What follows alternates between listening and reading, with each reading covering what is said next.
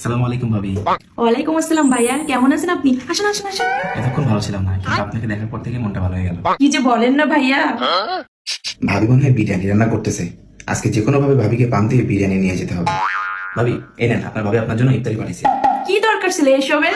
আরে ভাবি নেন তো, আপনার মতো তো সুন্দর করে তো আমার বউ রান্না করতে পারে না, যতটুকু পারে আর কি।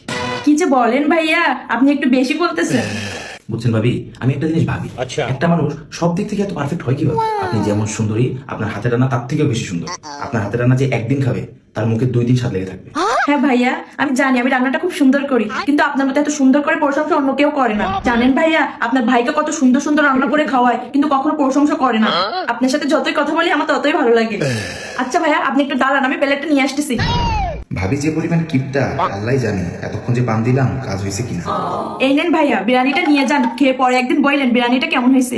না না ভাবি, থাক, দরকার নেই। এই বিরিয়ানির সাথে একবার মুখে লাগলে মন চাবে প্রতিদিনই আসতে। ভাবি আপনি দেখতে যেমন সুন্দর, আপনার বিরিয়ানিটাও দেখতে তেমনই সুন্দর। ভাইয়া, আপনার মুখে প্রশংসা শুনে মন চায় প্রতিদিন আপনাকে বিরিয়ানি রান্না করে খাওয়াই। সমস্যা নাই, যখনই ভাবির কথা মনে পড়বে তখনই চলে আসেন। கிளியே கிளியே மணி மணி மேக